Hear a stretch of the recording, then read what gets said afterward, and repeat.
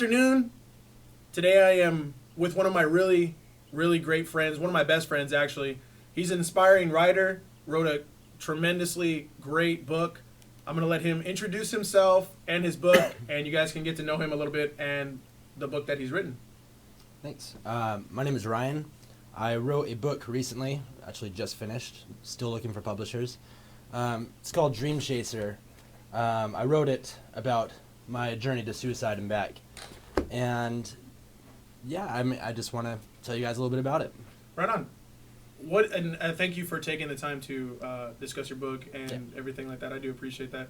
What inspired you, Ryan, first off, to even start writing? Was there something, in your childhood? Was there something that really stood out to you growing up that really touched on that, hey, you know what, I want to be a writer. This is what I want to pursue?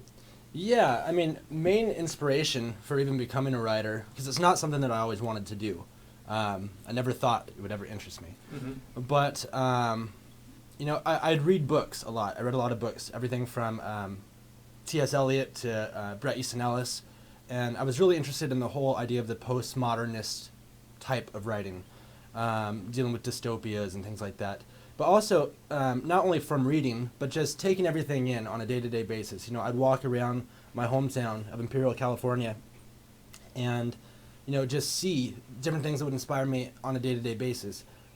Whether it's the way that the sunlight is coming through the trees one day, just the interaction of people around me, and really investigating that whole idea of what is human emotion, what makes people tick, what makes people act the way that they do, and what is it like to really feel, and what is happiness in general. Like, there's this line from the movie Vanilla Sky, what is happiness to you? And that really struck a chord with me throughout the years. Nice, man. Yep. I appreciate that. Talking about the book, when did you actually, sit down and say, I know it's touching back on the first thing that I said, when did you actually think, I want to pursue writing?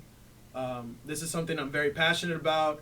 When did it actually, touch home with you that, this is what I want to do with my life, or this is what I want to start doing? Or when did you actually fall in love with writing? When did you become, composing your own types of work? When did you start doing that? There was a pivotal day in my junior year of high school. We were given this poetry assignment from one of my instructors, and we had to make a whole notebook of poetry. And it's a pretty common assignment. Most kids, brush it off, or they do last-minute scrawls in the hours before class, lunchtime work there. But for me, it kind of resonated with me, hey, I have to do this anyways. Why not take into account all these things that I've been looking at on a day-to-day basis, and why not try to express it through words and see, and just as a test, see what the teacher would respond with. And it was interesting too, because I remember I went into class super proud with my poetry notebook, and I got an A on it, and I was hoping, I wanted feedback. I wanted him to say, hey, the way that you worded this piece, or your the symbolism you used here, extrapolate on that further, take it a step further, tell me what you mean here and how it ties in. And, unfortunately, I just got the A, but he didn't really, there wasn't the whole feedback, it wasn't a college class. Yeah, exactly. But it was definitely the first time that I had really thought about writing seriously.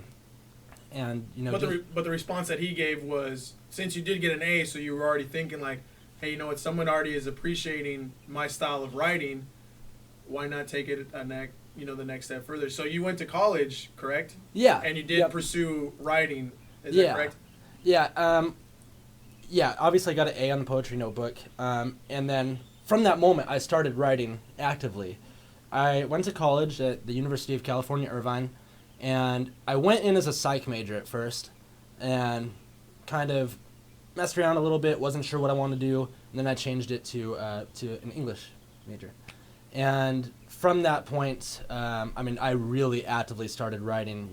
I'd go home at night and compose different pieces while listening to, I've always been big on music, so I'd throw some music on, and just write, and sometimes completely intoxicated, writing. But some of my best works were written in times of darkness and despair, but there are also very blissful moments in there as well. But yeah, I mean, writing is my passion. That's good, man. Yeah. And I'm glad that you're sharing that with us.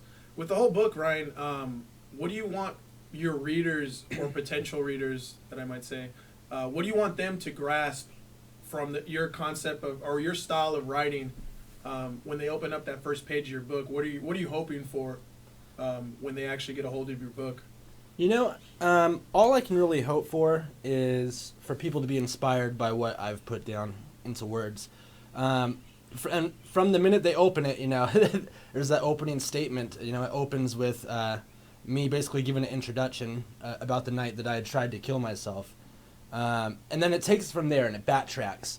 So it shows the evolution, or one could say the devolution, of an individual who graduated as a valedictorian from their high school, who had everything going for him, to eventually becoming nothing more than a drug addict who was dealing with sex addiction, drug addiction, alcoholism, and just really trying to get back to the childhood version of himself, of me, that I knew I always was on the inside.